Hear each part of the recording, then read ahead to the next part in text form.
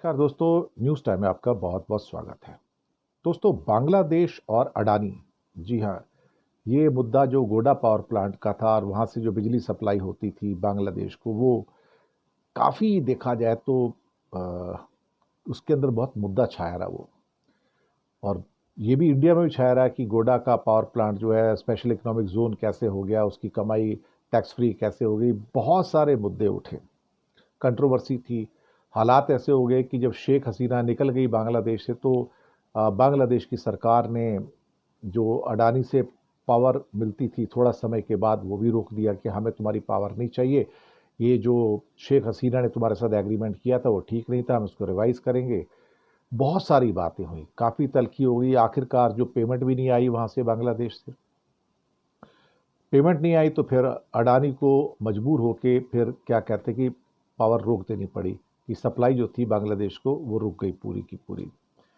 और अब क्या कहते हैं कि ऑलमोस्ट 9 महीने तो हो गए हैं। अगस्त के बाद जब शेख हसीना भारत आई तो ऑलमोस्ट 9-10 महीने तो हो चुके हैं।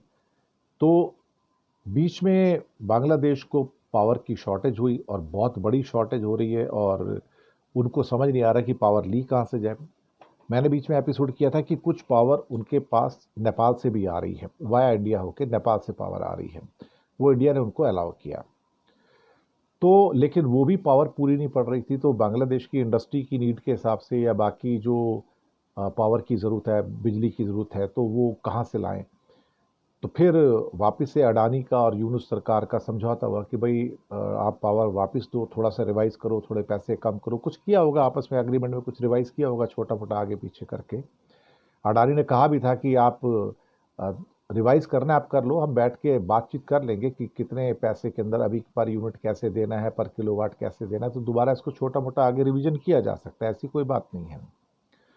तो फिर अल्टीमेटली समझौता हो गया और अब पिछले हफ्ते जो बांग्लादेश ने करीब करीब $2.1 बिलियन अडानी को देना था, $2.1 बिलियन के ड्यूज थे, उसमें $1.2 बिलियन दे दिया उनको।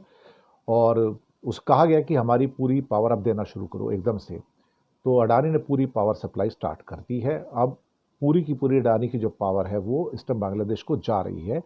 और उनका कहना है कि हम जल्दी जो बाकी बचा हुआ पुराना भी ड्यूज़ है $900 मिलियन का, वो भी हम पेमेंट कर देंगे और हम रेगुलरली पेमेंट करते चले जाएंगे। तो यूनुस सरकार में और अडानी के बीच में समझौता हो गया है पावर सप्लाई को लेके और जो मुद्दे थे वो भी शायद सुलझ गए हैं।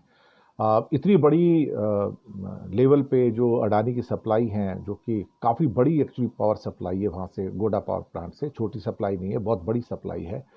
तो उस सप्लाई से क्या है कि पूरी इंडस्ट्री चलती है और काफ़ी और भी ज़रूरतें पूरी होती हैं, हालांकि उनके पास अपने पावर प्लांट्स भी हैं। लेकिन Bangladesh is always short on the power actually, तो उनको ज़रूरत तो पड़ती है।